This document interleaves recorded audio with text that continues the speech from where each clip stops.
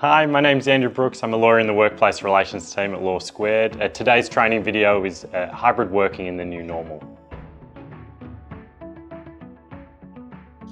The demand for hybrid working is really kind of at this biggest point we've ever kind of seen in the employment law landscape. So 10 years ago, we kind of had maybe 5% of people utilising hybrid working.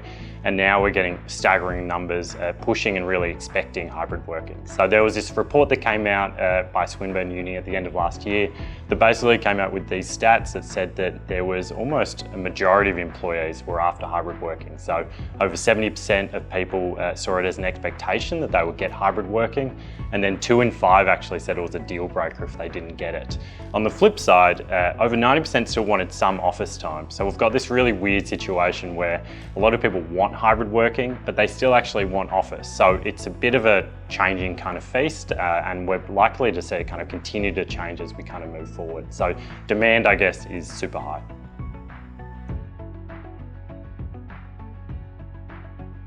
So in terms of the amount of control that employers have, it's quite a great amount. So we still recommend you go through the proper process, understand your staff, know what they're after, but at the end of the day, you can really see what suits the business and to make those kind of rational, reasonable calls based on that.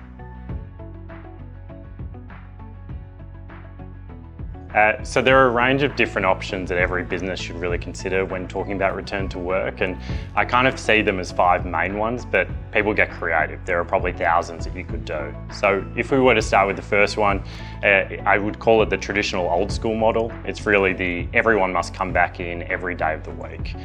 You might have seen Tesla kind of do this with the Elon Musk example, where they kind of said if you don't come in, then don't bother coming in at all. And that's our kind of more traditional, again, maybe a little bit more old school methodology.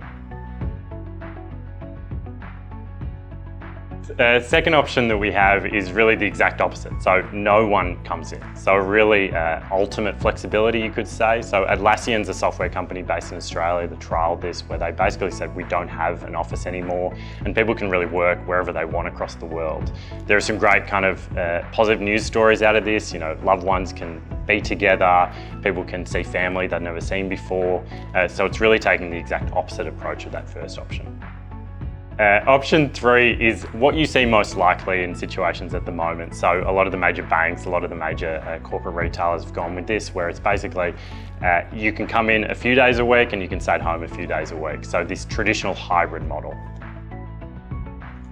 So option 4 is this condensed model. So employees, full-time employees will still receive their full pay and still work 38 hours a week. They'll just do it within a 4-day week. So they're basically going from that 5 to 4, but everything else largely stays the same. Option 5 is a little controversial. It's when you offer an employee to work from home in exchange for a reduction in salary. So they can receive 80% of their income, but they can work from home 100% of the time. In Australia, you can lawfully do this, but you still need the approval of the employee. And what we're seeing at the moment is that employers don't love this take-up. What could go wrong in this space is really that you just lose the relationship with employees. So although I kind of mentioned that employers have a lot of power in terms of what they can do in this space, we need to be mindful that your relationship with your employees is always an ongoing relationship. And if an employee feels like you've done something that's unfair or it goes against their health and well-being, you're going to lose that trust piece. So the biggest risk to me is that you're going to see resignations, you're going to see people leave to businesses that they think do this better. And so you're going to lose loss of productivity, loss of service delivery, and then also the cost of recruitment. So those are kind of the major risks that I see. The biggest tip that I can really give in this space is to try not to just copy what other businesses are doing. A lot of people just say, well, X is doing 3 days a week from home, so maybe that's what I should do.